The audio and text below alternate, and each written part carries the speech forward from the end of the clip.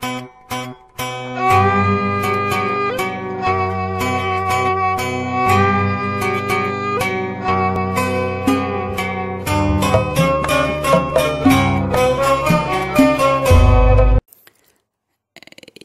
assalamualaikum warahmatullahi wabarakatuh. Sampurasun. Penak dina channel Api Handy Official. Ya, insya Allah dina danget ayeuna orang sami-sami medar perkawis resensi. Nah, dina danget ayeuna orang medar perkawis resensi. Saya aja nasi mengkuring umaja kasadayana kanggo like, comment, and subscribe channel Api Handy Official. Iya, orang kawitan wae.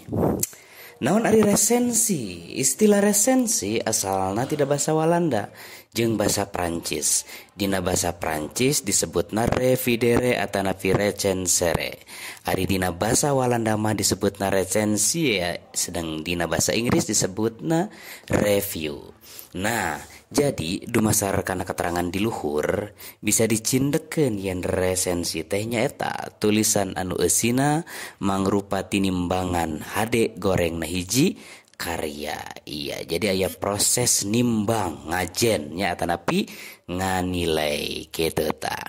Nah, kadienakeun resensi teh lain ukur tinimbangan kana karya sastra hungkul, tapi sok dilarapkeun oge kana widang sejena kaya ning film, musik, teater jeung seni pertunjukan liana kitu ta.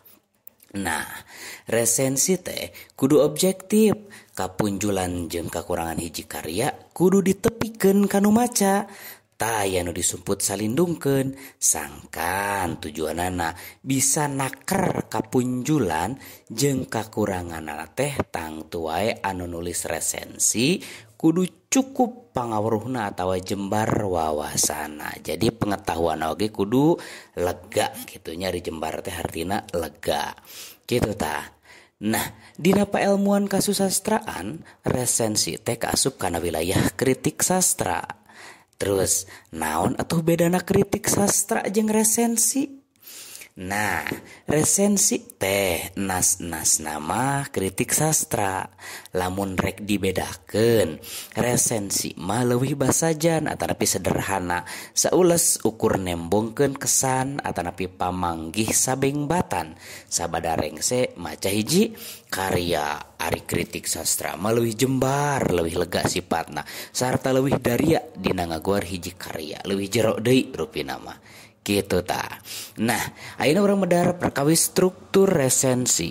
Nu kahiji struktur resensi teh aya ngeunaan pedaran ngeunaan riwayat hirup pangarang. Jadi dina strukturan nu kahiji teh pedaran ngeunaan riwayat hirup pangarang, riwayat hidup pengarang lamun dina bahasa Indonesia nama. Nah, nu kadua aya ringkesan atanapi tingkesan atawa gurat badag hiji carita. Lajeng dina proses nu katiluna nyaeta urang nganalisis karyana kitu ta. Aya oge parogi sadayana wanda resensi. Nu kahiji aya nu disebut resensi informatif. Naon ari resensi informatif? Nyaeta mangrupa resensi anu ditepikeun kalawan umum tur singget tina sagemblengna karya atanapi buku kitu ta. Nu kadua aya nu disebut resensi deskriptif. Mangrupa resensi anu medar tiap bab atawa eusi buku kalawan winci atanapi detail gitu. Lajeng nu katilu aya resensi kritis. Nyaeta mangrupa resensi anu ngulas wincikan buku kalawan ngagunakeun metodologi ilmu kawruh anu tangtu. Ieu resensi ilaharna objektif jeung kritis dina meunteun eusi karya tanapi buku tah eta perkawis wanda resensi. Nah, para wargi sadayana aya sawatara hal tanapi sawatara syarat upama urang rek ngaresensi.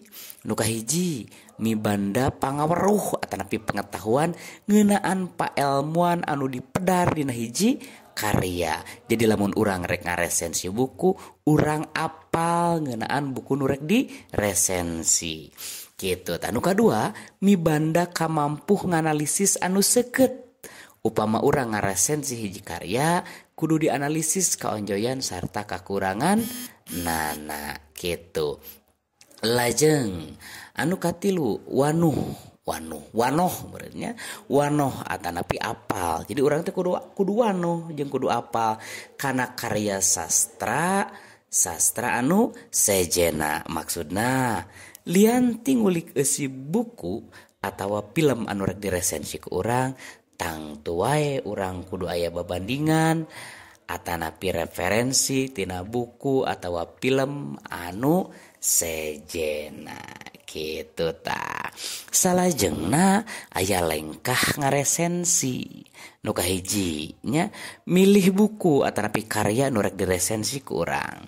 Sabada dipilih lajeng proses salajengna nyata bacana kalawan daria buku nu rek diresensi ku urang teh. Salajengna catat hal-hal anu pikatajeun atanapi pikarespeun nya dina eta karya. Nah, nun salajengna catat naon pamadegan atanapi pendapat hidup kana eta buku. Jadi urang teh kudu nepikeun pamadegan atanapi pendapat kana karya nu diresensi ku urang gitu. Nah, nomor kalima tulis judul resensina. Nomor kagenep tulis identitas buku nu rek diresensi. Lajeng anu nomor katujuh susun raraga atanapi rangkai resensi. Tah, contoh rangkai atanapi raraga resensi sapertos kieu. Nu kahiji wanda buku nu diresensi, nah fiksi atanapi non fiksi. Nomor kadua tuliskeun identitas buku. Nah nomor katilu pedar ngeunaan eusi buku. Nomor kaopat medar ngeunaan kaonjoyan jeung kahengkeran buku atanapi kakurangan buku. Nomor kalimana medar ngeunaan mangfaat buku keur bacaeun balarea. Lajeng ulah hilap ngajudulan resensi. Tah rupina pedaran perkawis resensi urang cekapkeun dugi ka dieu wae. Insyaallah kapayuna bakal aya pedaran-pedaran nu sejena. Sakali deui ulah hilap like, comment, sinareng subscribe channel Api Hendy Official. Cag ah.